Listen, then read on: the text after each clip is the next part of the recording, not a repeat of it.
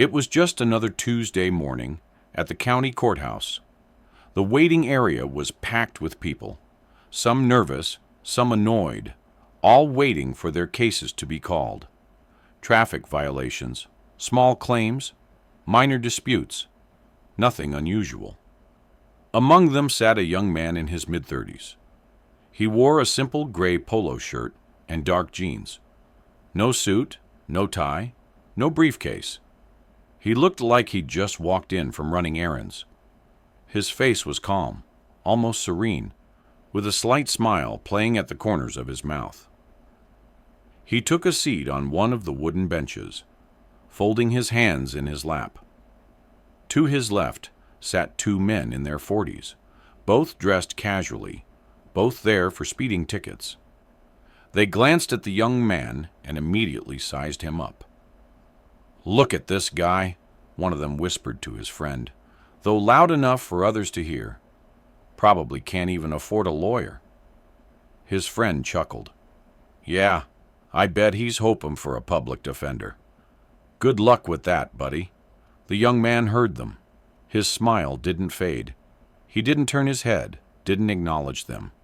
He just sat there, quietly, his hands still folded.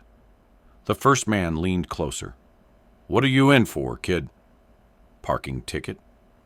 More laughter. Still, the young man said nothing. He looked straight ahead, his expression unchanged. This only seemed to embolden them. "No lawyer, no fancy clothes. Man, you're going to get destroyed in there," the second man said, shaking his head with mock sympathy. Around them, a few other people glanced over, some smirking, some looking uncomfortable. But no one said anything. The young man just kept that same calm, quiet smile. At 9:15 a.m., the bailiff, a stern-looking woman in her 50s, stepped into the waiting area. The room fell silent. "Ladies and gentlemen," she announced, her voice echoing off the marble walls, "Judge Morrison has called in sick this morning. We're currently waiting for a substitute judge to arrive and preside over today's docket. Please remain seated.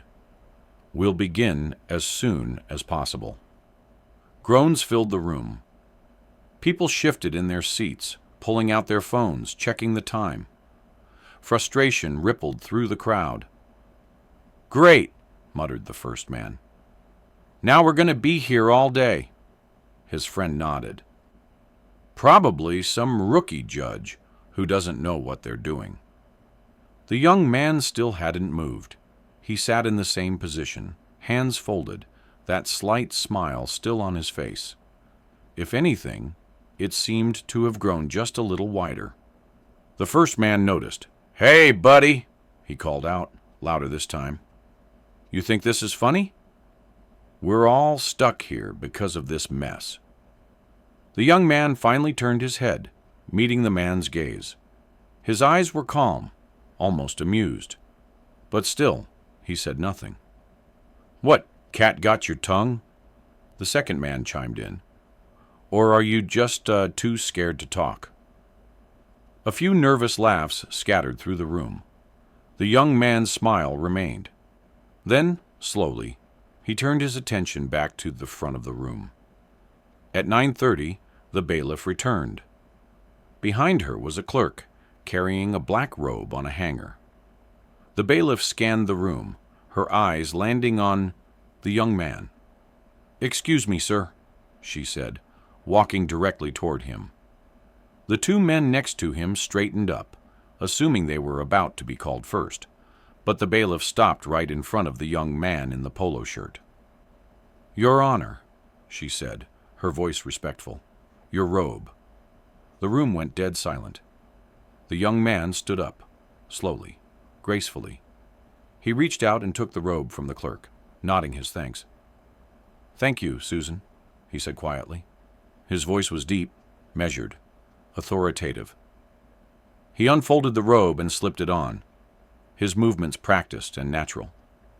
The black fabric settled over his shoulders, like it had been there 1,000 times before. Because it had. The two men who had been mocking him? Their faces went pale.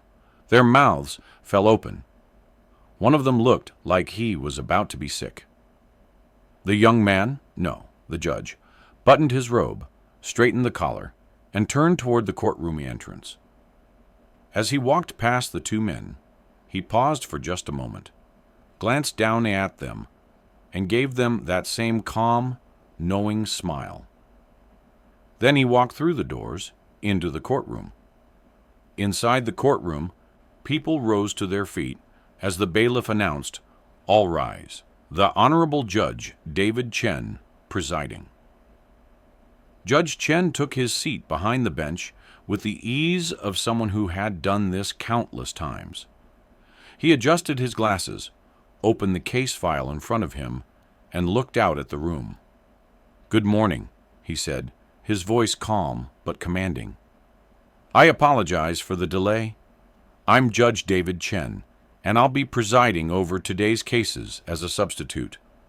Let's proceed efficiently and respectfully.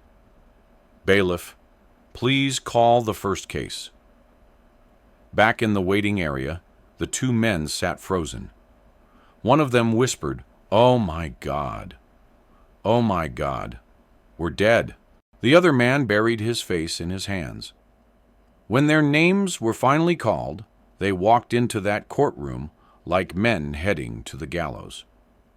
Judge Chen looked up from his notes, recognized them immediately, and gave them that same slight smile. "Gentlemen," he said calmly, "approach the bench." They did, slowly, reluctantly. Judge Chen leaned forward slightly. "I trust you understand the importance of showing respect in a courtroom. Not just to the judge, but to everyone present. Do we have an understanding?" "Yes, Your Honor," they both mumbled, their voices barely audible. "Good. Now let's discuss your cases." He was fair, professional. He reviewed their tickets, listened to their explanations, and made his rulings based on the facts. No favoritism, no revenge, just justice. But they knew, and he knew they knew. Judge David Chen wasn't new to the legal system.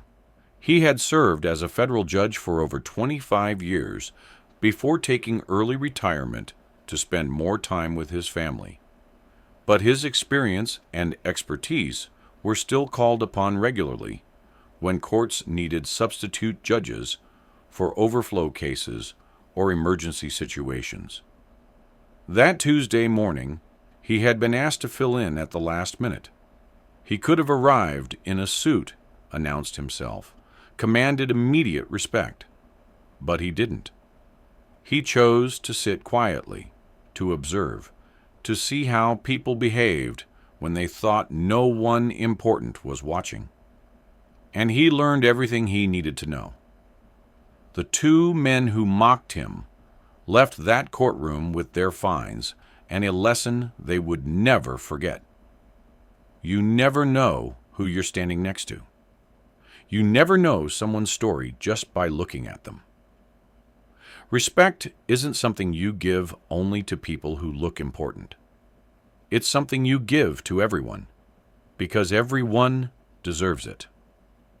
Judge Chen returned to the waiting area after his session, changed back into his polo shirt and jeans, and walked out of the courthouse.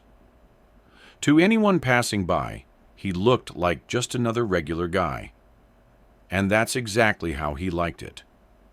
If this story inspired you or taught you something, hit that like button and subscribe for more incredible true stories about everyday people and extraordinary moments. What would you have done in this situation? Would you have said something or stayed quiet like Judge Chen?